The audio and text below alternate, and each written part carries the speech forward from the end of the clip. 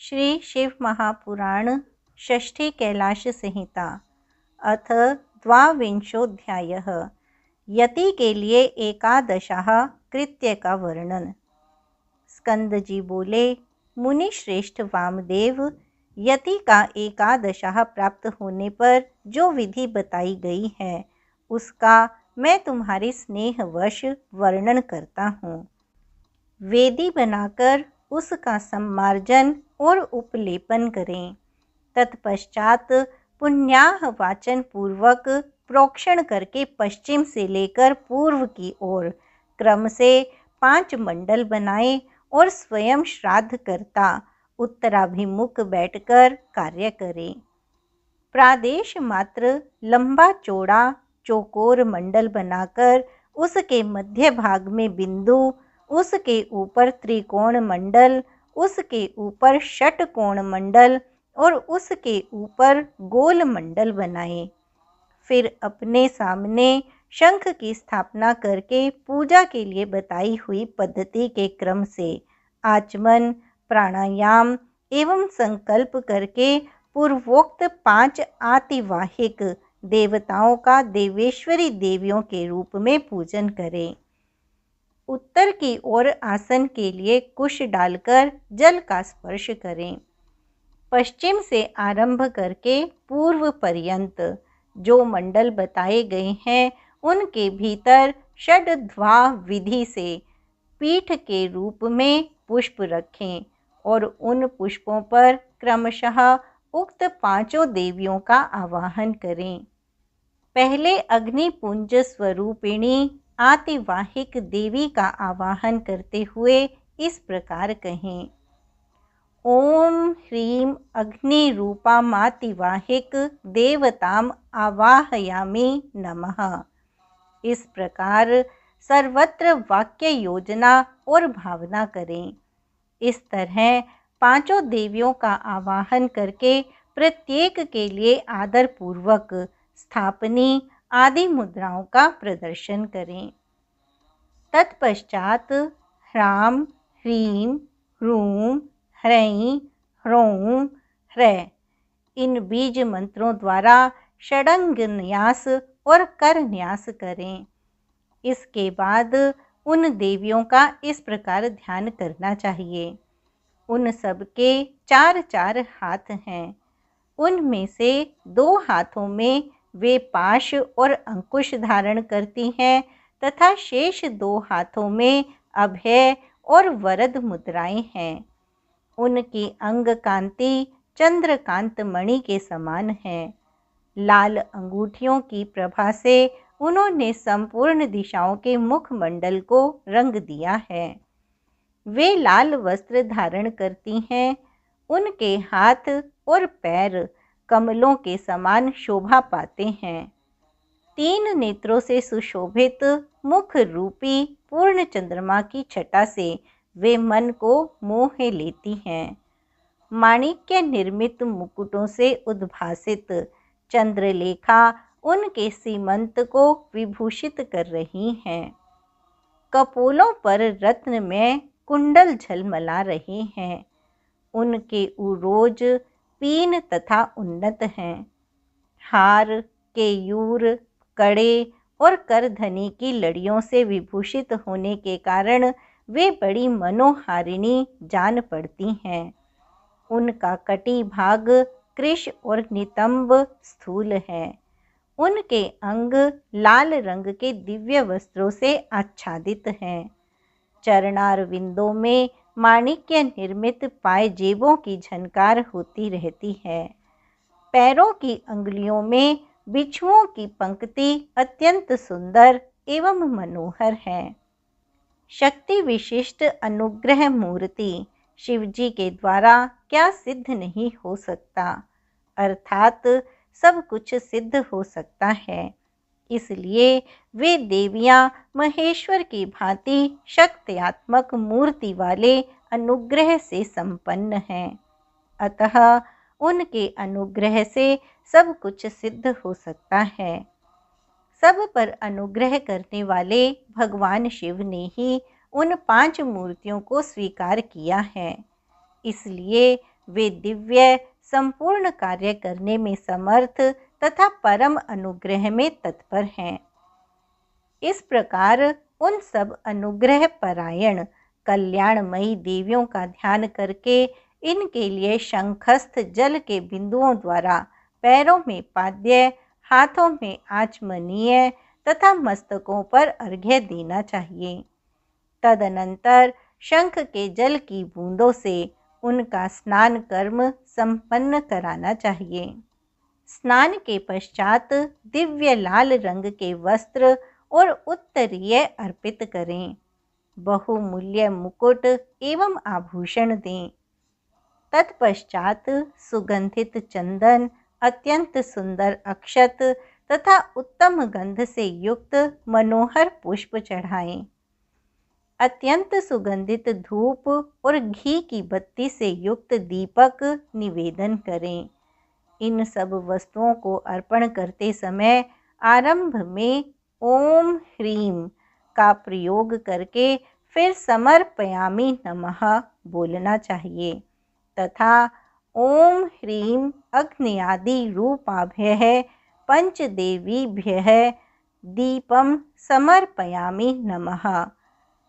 इसी तरह अन्य उपचारों को अर्पित करते समय वाक्य योजना कर लेनी चाहिए। दीप समर्पण के पश्चात हाथ जोड़कर प्रत्येक देवी के लिए पृथक पृथक केले के पत्ते पर पूरा पूरा सुवासित नैवेद्य रखें। वह नैवेद्य घी, शक्कर और मधु से मिश्रित खीर, पुआ, केले के फल और गुड़ आदि के रूप में होना चाहिए। भूर्भुवः स्वः बोलकर उसका प्रोक्षण आदि संस्कार करें।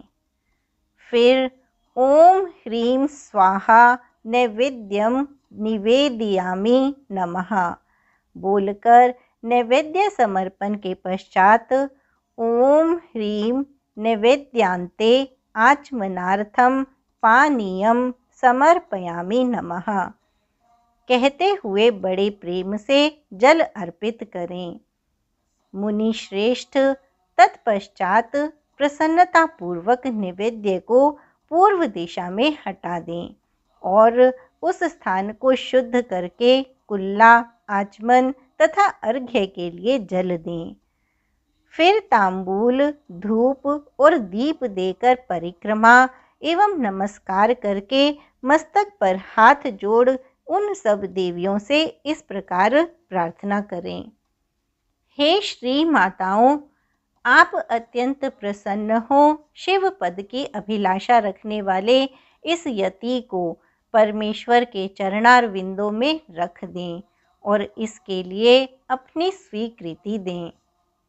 इस प्रकार प्रार्थना करके उन सब का वे जैसे आई थी उसी तरह विदा देकर विसर्जन कर दें और उनका प्रसाद लेकर कुम्हारी कन्याओं को बांट दें या गौओं को खिला दें अथवा जल में डाल दें। इसके सिवा और कहीं किसी प्रकार भी ना डालें। यही पार्वन करें। यदि के लिए कहीं भी एकोद्दिष्ट श्राद्ध का विधान नहीं है। यहाँ पार्वन श्राद्ध के लिए जो नियम है उसे मैं बता रहा हूँ। मुनि श्रेष्ठ, तुम उसे सुनो। इससे कल्याण की प्राप्ति होगी।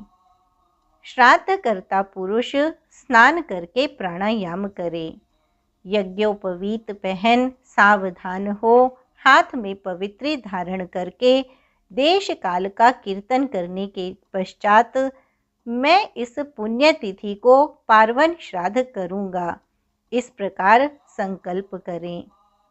संकल्प के बाद उत्तर दिशा में आसन के लिए उत्तम कुश बिछाएं, फिर जल का स्पर्श करें। उन आसनों पर दृढ़तापूर्वक उत्तम व्रत का पालन करने वाले 4 शिव भक्त ब्राह्मणों को बुलाकर भक्ति भाव से बिठाएं। वे ब्राह्मण उबटन लगाकर स्नान किए होने चाहिए। उनमें से एक ब्राह्मण से कहें, आप विश्वदेव के लिए यहाँ श्राद्ध ग्रहण करने की कृपा करें।